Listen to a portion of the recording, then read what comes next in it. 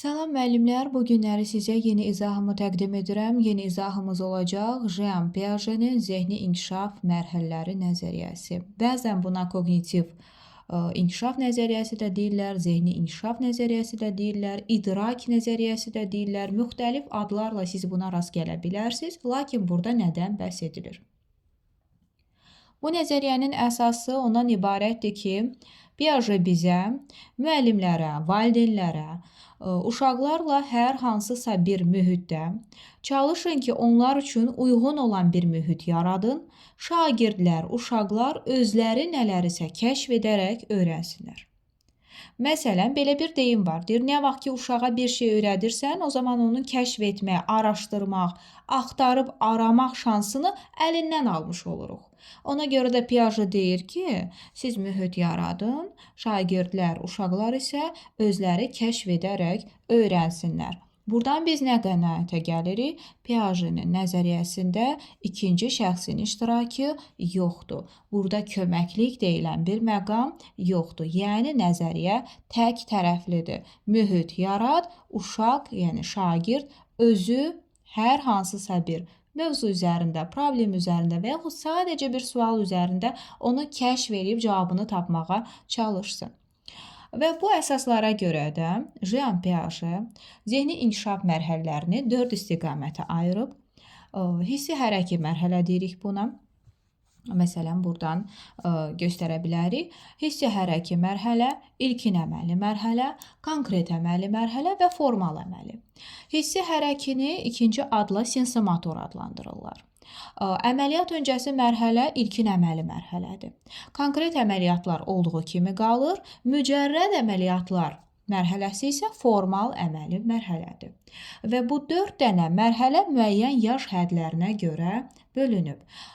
Məsəl üçün biz danışırıq 0-2 yaş aralığından, düzdürmü? 0-2 yaş aralığından danışırıqsa, bu olacaq bizdə hissi hərəki, yəni uşaq doğulandan 2 yaşına qədər olduğu proses, olduğu vaxt, zaman. Bu zaman uşaqlar nə edir? Onlarda əlbəttə bilirik ki, əşya davamlılığıdır, əşyanın yoxa çıxmasıdır, sehirli əşya deyilir buna. Daha sonra ayrılıq təşvişi yaşanır. Amma bunların hamısını biz bilsək belə testlərdə əziyyət çəkirik. Bunun üçün biz nə etməliyik? Yadınızda saxlayın. Hisslər və reflekslərlə öyrənən uşaqlar hissi hərəki mərhələyə aiddir. Əşyalarla manipulyasiya olunursa, demək ki, bu hissi hərəki mərhələyə aiddir. Məsələn, uşaqlarda olur əşya davamlığı, o əşyanın itmədiyini, yoxa çıxmadığını anlayır və onu axtarır. Deməli, bu əşya davamlığıdır. Və yaxud da deyirik biz ayrılıq təşvişi, yəni bir növ adaptasiya problemi yaranır burada. Məsələn, hissi hərəki mərhələdə belə bir məqam var ki, biz deyirdik buna uyğunlaşma, daha sonra mənimsəmə. Bunların elmi adları ilə deyəndə bəzən müəllimlər başa düşmür.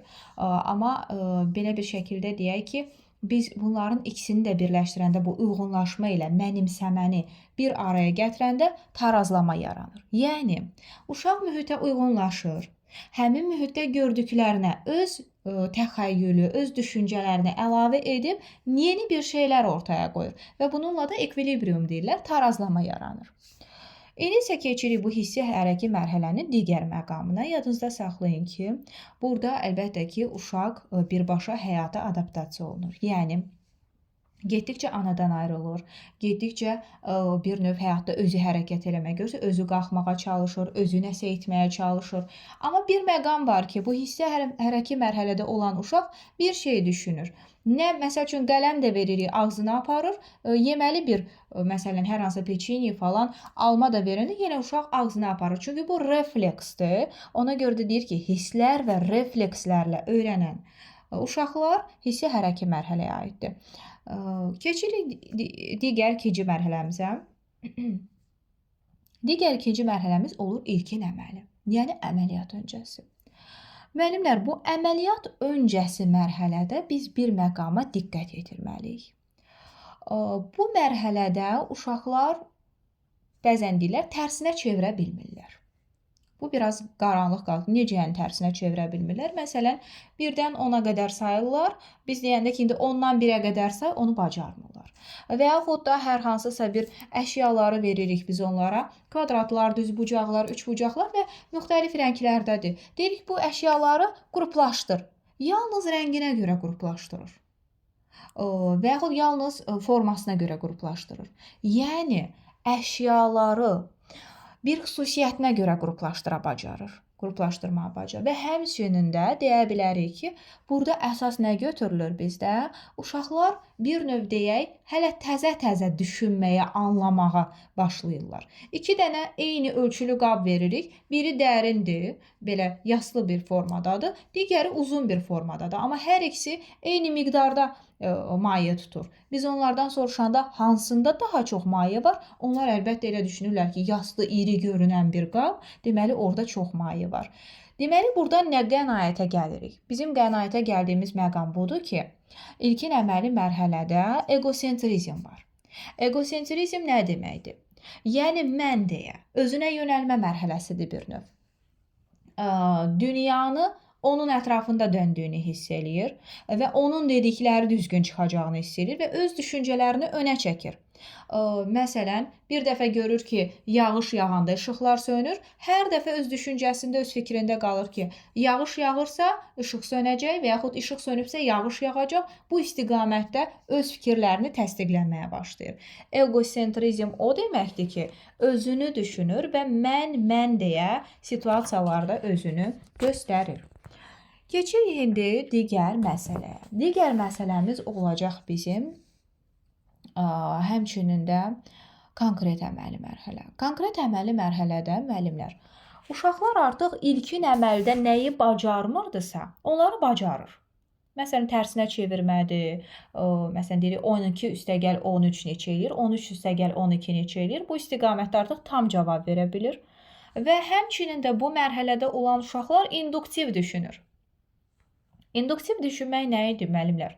Deyirdi ki, nümunələr gətirir, daha sonda ümumiləşdirir. Və yaxud nümunələr deyir, sonda bir qaydaya gəlib çıxır. Deməli, biz buradan nə nəticəyə gəlirik? İnduktiv düşünməyə başlayırsa, demək ki, artıq, məsələn, əşyaları da yalnız bir xüsusiyyətinə görə deyil, müxtəlif xüsusiyyətlərinə görə qruplaşdırmağı bacaracaq. Və həmçinin də burada artıq şagird anlayır ki, mən nümunələr gətirib sonda bir ümumi qərar verməyi bacarıram. Məsələn, buna nümunə olaraq da deyə bilərik ki, əvvəllər hesablama zamanı uşaq nə edir? Barmaqlarından istifadə edir ilkin əməldə. Amma artıq konkret əməli mərhələdə abstrakt düşüncədən istifadə edir. Beynində onu hesablamağa çalışır. Barmaqlardan, çöplərdən və s. istifadə eləmir. Konkret əməli mərhələ induktiv mərhələdir. Harada induktiv olaraq situasiya görsəz, 100%'lıqla onu götürürsünüz konkret əməli. Konkret əməli mərhələ 11 yaşdan bir növ bitir. Yəni 7 yaşdan 11 yaşa qədər davam edən bir mərhələdir. Bəzən elə kitablar var ki, onu 12 yaşa da əlavə edirlər. Çünki bu 11-12 yaş keçid dövrüdür. Digər mərhələmiz olur bizim formal əməli mərhələ.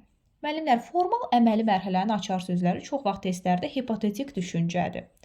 Özünü hipotetik düşüncənin formalaşması ilə göstərir və yaxud da deyirik ki, daha çox məntiqlə düşünməyə çalışır və biz burada əlavə edə bilərik ki, bir növ şagirdlər daha dərindən düşünür və ümumiləşmiş bir qərardan araşdırmalar apararaq təhlil etməyi bacarırlar. Demək, bu mərhələ necədir? Formal.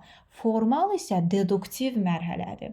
Ümumi bir qayda, ümumiləşmiş bir mövzu qoyulur, onu təhlil edir, analiz edir, debatlar qurur, müzakirələr təşkil edir, fikrini əsaslandırır faktlarla, sübutlarla. Deməli, formal əməli mərhələ məntiqlə düşünür.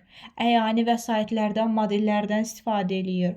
Müxtəlif planlar qurur, strategiya, taktikalar yürüdür ki, bunlar hamısı formal əməli mərhələdir. 11, 12 və ondan yuxarı yaş dövrü formal əməli mərhələyə aid ediləcək. Diqqət yetirin ki, müəllimlər, Həmçinin həm psixologiyada, həm pedaqogikada vacib olan bir nəzəriyyədir. Biz şagirdlərimizin xüsusiyyətlərini, onların xarakterlərini tədqiq eləyib, tədqiqat aparıb öyrənməsək, biz bir növ heç fasilitator müəllim belə ola bilmərik. Çünki fasilitator müəllimin rolu belə nədir? Üçüncü rol. Tədqiqatçı müəllim araşdır, öyrən, bələd ol, sonra öyrətməyə başla. Yəni bizim perseptiv qabiliyyətimiz olmalıdır ki, şagirdlərimizin psixologiyasına tam əmin olmalıyıq ki, daha sonra onları istənilən bir biliyi öyrədə bilək. Dinlədiyiniz üçün təşəkkür edirəm. Hər birinizə uğurlar. Kanalımıza abunə olun, paylaşın.